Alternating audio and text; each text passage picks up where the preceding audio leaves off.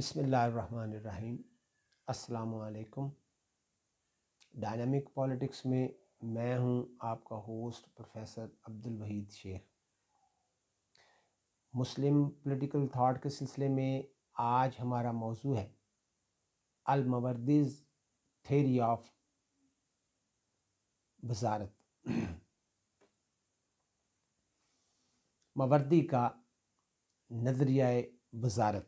मावर्दी ने अपनी बुक किताबुल अहकामुल सुल्तानिया में वज़ारत के बारे में तफसीली इजहार ख्याल किया है। वो अपनी बुक में वज़ारत के बारे में एक बाकायदा उसने एक चैप्टर तहरीर किया जिसको कवानीनुल वज़ारत का नाम दिया। इस चैप्टर में वज़ारत की जो ज़रूरत है उसको बयान किया। लफ्ज़ वज़ीर के मुख्तलिफ़ मादों की मदद से मानी जो हैं उनकी तशरीह व ताबीर की और इसके साथ साथ वज़ीर के औसाफ बयान किए। वज़ारत की अक़साम जो है उन पर रोशनी डाली, उस पर तफसीली बहस की और फिर इसके साथ साथ उसके फ़राइज़ भी बयान किए। इसके साथ साथ मावर्दी जो है वो वज़ारत का जवाज़ भी पेश करता है, बल्कि उसे इस्लामी सल्तनत में एक लाजिम हिस्सा करार देता है, वाजिब करार देता है कि उसके बग़ैर अमूर सल्तनत जो है वो दुरुस्त तरीके से नहीं चलाए जा सकते। मावर्दी के ख़्याल में इमाम सल्तनत के मामलात के लिए मुशावरत का मोहताज है। वो इस ज़रूरत ने वज़ारत को तख्लीक किया और मुसलमानों में ये ओहदा जो है वो किसी न किसी शक्ल में तो अहद रिसालत मआब सल्लल्लाहु अलैहि वसल्लम में भी मौजूद था, लेकिन इसको बाकायदा जो शक्ल है वो अब्बासी खलीफा सफ़ा के दौर में दी गई और उसने इसको बाकायदा वज़ारत जो है वो कायम की। इसका थोड़ा सा पस मंज़र अगर हम देखें तो मावर्दी इस सिलसिले में कहता है कि अहद रिसालत मआब सल्लल्लाहु अलैहि वसल्लम में हज़रत अबू बकर सिद्दीक़ रज़ियल्लाहु ताला अन्हु की हैसियत कमोबेश एक वज़ीर की थी और हज़रत अबू बकर सिद्दीक़ रज़ियल्लाहु ताला अन्हु के दौर में उनके जो मोतमद ख़ास थे यानी जो वज़ीर थे वो हज़रत उमर फ़ारूक रज़ियल्लाहु ताला अन्हु थे और फिर हज़रत उमर फ़ारूक रज़ियल्लाहु ताला अन्हु के दौर में ये ज़िम्मेदारी किसी हद तक हज़रत अली रज़ियल्लाहु ताला अन्हु ने निभाई, बाअसन निभाई। मावर्दी के ख़्याल में वज़ीर जो है वो खलीफा का इंतहाई काबिल एतमाद मशीर, मुआवन, मददगार के तौर पर सामने आता है। दूसरे अल्फाज में वो ये कहता है कि वो खलीफा का एक बाइख्तियार मददगार होता है जिसे खलीफा की मुकम्मल हमायत और पुष्टपनाही हासिल होती है। मावर्दी वज़ारत के लिए कुरान हकीम से भी जवाज़ फराहम करता है।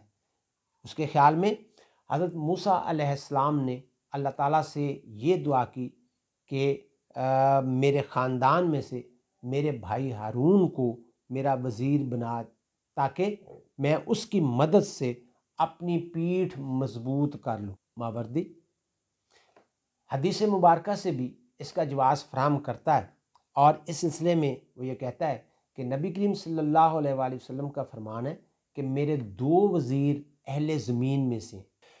मावर्दी हदीस मुबारका से भी इसका जवाज़ फराहम करता है और वो ये कहता है कि नबी करीम सल्लल्लाहु अलैहि वसल्लम का फरमान है कि मेरे दो वज़ीर अहले ज़मीन में से हैं, यानी हज़रत अबू बकर सिद्दीक़ रज़ियल्लाहु ताला अन्हु और हज़रत उमर फ़ारूक रज़ियल्लाहु ताला अन्हु और मेरे दो वज़ीर अहले आसमान में से हैं, हज़रत जिब्राईल अलैहिस्सलाम और हज़रत मिकाईल अलैहिस्सलाम। मावरदी इस सिलसिले में अब्बासी खलीफा मामून रशीद का कौल भी कोट करता है, और वो ये कहता है कि यानी खलीफा का कौल है, मैं चाहता हूँ कि अमूर मुमलिकत को ऐसे शख्स के सुपुर्द करूँ जिसमें कई सफ़ात मौजूद हो, वो मेरा मददगार भी हो, मुआवन भी हो, इसके साथ साथ वो अवाम की खैर खाही करने वाला हो और उनसे हुस्न सलूक करने वाला हो। मावरदी इमाम की तरह वज़ीर के लिए भी कुछ औसाफ या शराइत जो है वो बयान करता है।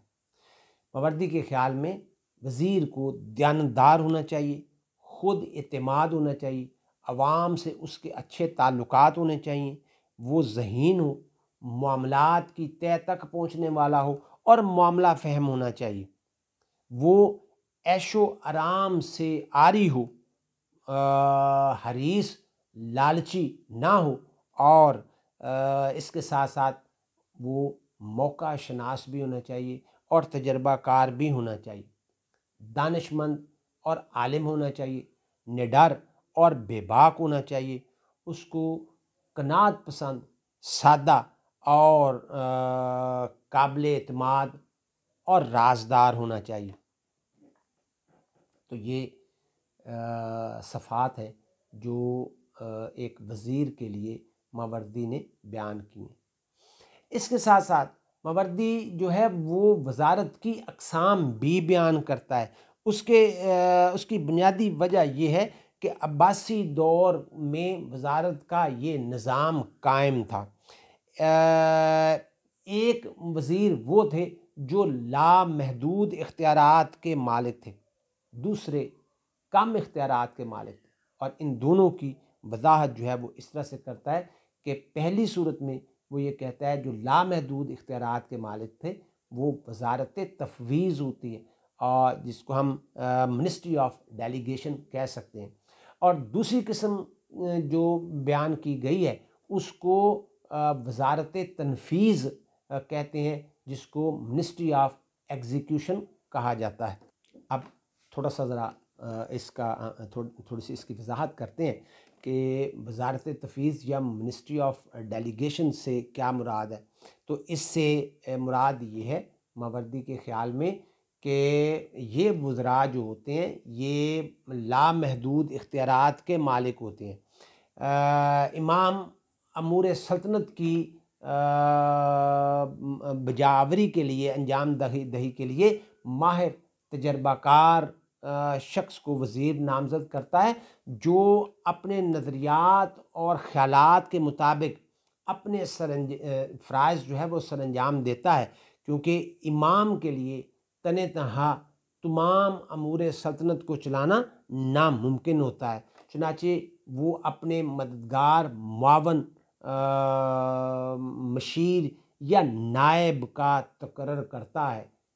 मावरदी के ख़्याल में इस वज़ीर का तकर्रर यानी वज़ीर तफवीज़ का तकर्रर इमाम की मजबूरी है, और इस सिलसिले में जो है वो इस हद तक लामहदूद इख्तियारात का मालिक होता है या बाइख्तियार इस हद तक बनाया जाता है कि वो 3 चीज़ों के अलावा बाकी हर मामले में बाइख्तियार होता है। उसमें मावरदी जिन 3 चीज़ों की वजाहत करता है कि ये चीज़ें वज़ीर के पास नहीं होती, इन 3 चीज़ों के अलावा या इन 3 इख्तियारात के अलावा उसे कमोबेश इमाम जितने ही इख्तियारात हासिल होते हैं।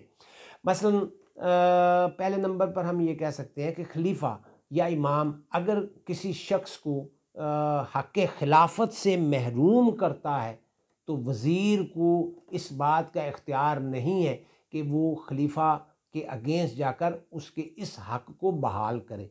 यानी खलीफा ने अगर किसी को हक़ खिलाफत से महरूम कर दिया है तो वज़ीर तफवीज़ इस सिलसिले में कुछ नहीं कर सकता। दूसरे नंबर पर इमाम अपना वली अहद मुकर्रर कर सकता है और वज़ीर तफवीज़ अपना वली अहद मुकर्रर नहीं कर सकता। तीसरे नंबर पर यह है कि इमाम अगर वज़ीर के किसी मुकर्रर करदा शख्स को माज़ूल कर दे तो वज़ीर उसको बहाल नहीं कर सकता। और या इसके वाइस वर्सा हम ये कह सकते हैं कि जो वज़ीर है वो इमाम के मुकर्रर करदा शख्स को माज़ूल नहीं कर सकता। तो ये वो 3 औसाफ हैं या 3 इख्तियारात हैं जो वज़ीर तफ़वीज़ को हासिल नहीं है। इनके अलावा बाकी जो उसके इख्तियारात हैं वो कमोबेश हम उसको कह सकते हैं कि इमाम जितने ही होते हैं। मावरदी वज़ीर तफ़वीज़ के औसाफ भी बयान करता है, उसकी अहलियत और शराइत जो है उनकी भी वज़ाहत करता है। उस मावरदी के ख़्याल में वज़ीर को अखलाकी लिहाज से पारसा होना चाहिए, बाकिरदार होना चाहिए और अच्छे किरदार का मालिक होना चाहिए। उसको मुस्तकिल मिजाज होना चाहिए और साहिब इस्तिकामत होना चाहिए। वो राजदार हो, मोतमिद हो, साहिब इल्म हो, साहिब हिलम हो, तहम्मुल मिजाज हो, कुव्वत बर्दाश्त का हामिल हो, मामला फ़हम हो और बेहतरीन मुकर्रर हो।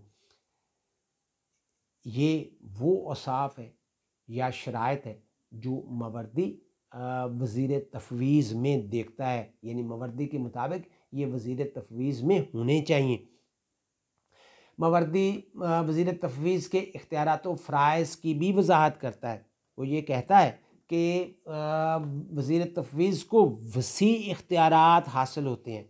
इमाम उसके रोज़मर्रा के कामकाज और अमूर मुमलिकत की अंजामदही के सिलसिले में जो फ़राइज़ वो सरअंजाम देता है, इमाम उसमें आम तौर पर मुदाखलत नहीं करता। वज़ीर इंतज़ामी अमूर में हुक्म सादर कर सकता है और वो हुक्म जो सादर करता है वो आम तौर पर उन अहकामात को इमाम अनडू नहीं करता।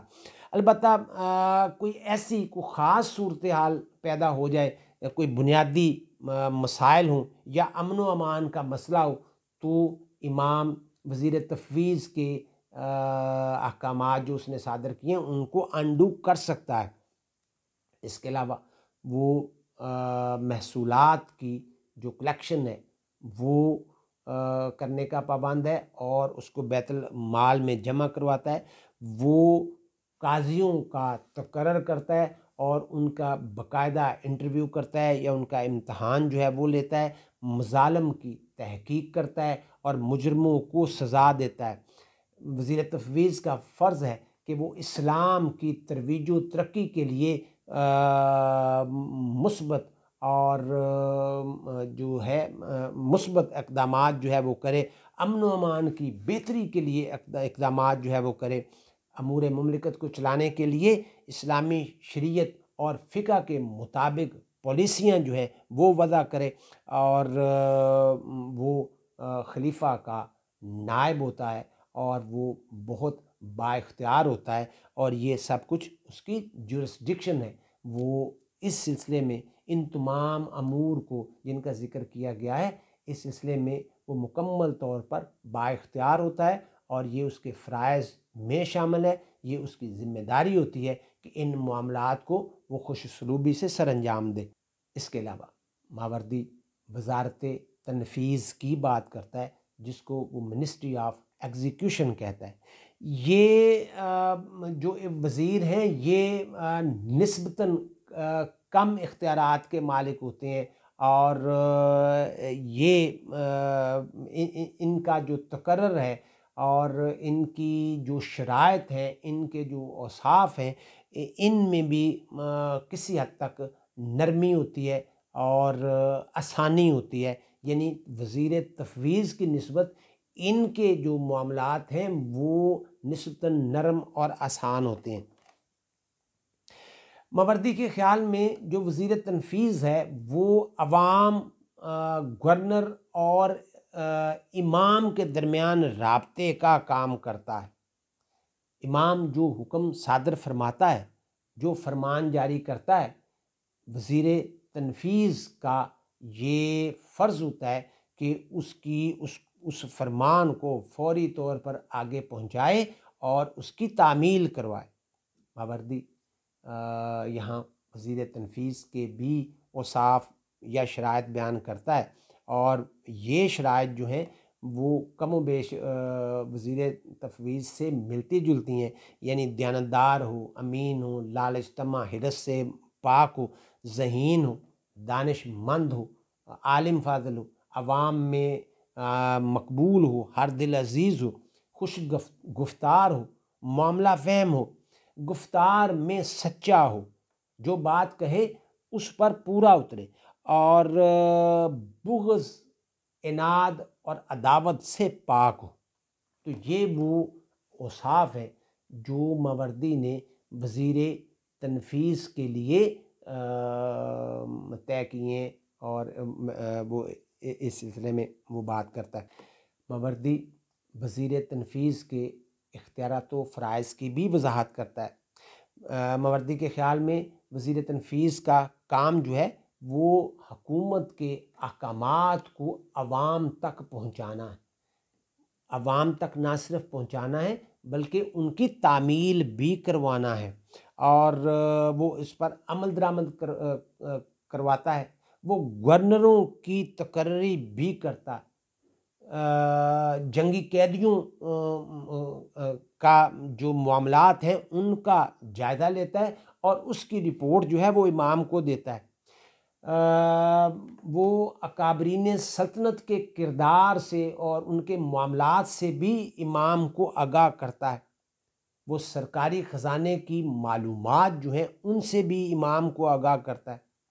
वो इमाम को जो मुख्तलिफ़ अमाल हैं गवर्नर्स, उनकी जो माले हुकूमत या गवर्नर्स जो हैं उनकी कारकर्दगी से भी इमाम को आगाह करता है। एक तरह से देखा जाए तो ये जो वज़ीर तनफीज़ है ये इमाम, गवर्नर और अवाम के दरमियान राब्ते का काम करता है, और गवर्नरों से मुतल्लक जो तमाम मालूमात हैं उनको इमाम को पहुंचाता है, और इन मालूमात से इमाम को आगाह करता है। तो ये वो फ़राइज़ है जो वज़ीर तनफीज़ जो है वो सरअंजाम देता है। अब हम थोड़ा सा इनका कंपैरिजन करते हैं कि वज़ीर तफ़वीज़ और वज़ीर तनफीज़ में मावरदी ने जो कंपैरिजन किया है वो किस तरह से पहली बात तो ये है कि जो वज़ीर तफ़वीज़ है वो लामहदूद इख्तियारात का मालिक है, और वज़ीर तनफीज़ जो है वो कम इख्तियारात का, महदूद इख्तियारात का मालिक है। मावरदी के ख़्याल में अगर वज़ीर तफ़वीज़ को बरतरफ़ कर दिया जाए तो इसका मतलब ये है कि पूरी वज़ारत को बरतरफ़ कर दिया गया, जबकि वज़ीर तनफीज़ को बरतरफ़ कर दिया जाए तो इसका फ़र्क दूसरे वज़रा पर नहीं पड़ता। बस जिस वज़ीर को बरतरफ़ किया गया है वही मतलब उसी को ही वही ज़ेर-ए-ताब होगा, बाकी दूसरे लोगों पर इसका फ़र्क नहीं पड़ेगा। वज़ीर तफ़वीज़ अमूर मुमलिकत में मुख्तार कुल की हैसियत रखता है, जबकि वज़ीर तनफीज़ जो है वो महदूद इख्तियारात का मालिक है। मावरदी के ख़्याल में वज़ीर तफ़वीज़ के लिए मुसलमान होना लाज़िम है, और जबकि वज़ीर तनफीज़ के लिए ऐसा ज़रूरी नहीं है। अगर कोई अहल, बासलाहियत, काबिल शख्स इस ओहदे पर आ जाए और वो मुसलमान नहीं है तो फिर भी गुज़ारा हो सकता है, लेकिन या मामलात को चलाया जा सकता है, लेकिन वज़ीर तफ़वीज़ की सूरत में ऐसा नहीं होगा। तो इस तरह से हम ये देखते हैं कि इनका कंपैरिज़न वज़ीर तफ़वीज़ और वज़ीर तनफीज़ का किया जाए तो उसमें हमें एज देखते हैं और झुकाव देखते हैं कि वो वज़ीर तफ़वीज़ को है और वो लामहदूद इख्तियारात का मालिक है, जबकि वज़ीर तनफीज़ जो है उसकी तरफ झुकाव ज़रा कम है और वो निस्बतन महदूद इख्तियारात उसको दिए जाते हैं। मावरदी ने वज़ारत का जो ये मॉडल पेश किया अपनी किताबुल अहकामुल सुल्तानिया में, उसको पूरी वज़ाहत से बयान किया ये एक मुनफरिद और अछूता नज़रिया है। ये नज़रिया उस अब्बासी दौर में भी बहुत मकबूल था और इस नज़रिया को बाद में भी बहुत ज़्यादा पज़ीराई हासिल हुई। ये है आज का लेक्चर। अपना और दूसरों का ख्याल रखिएगा। अल्लाह हाफ़िज़।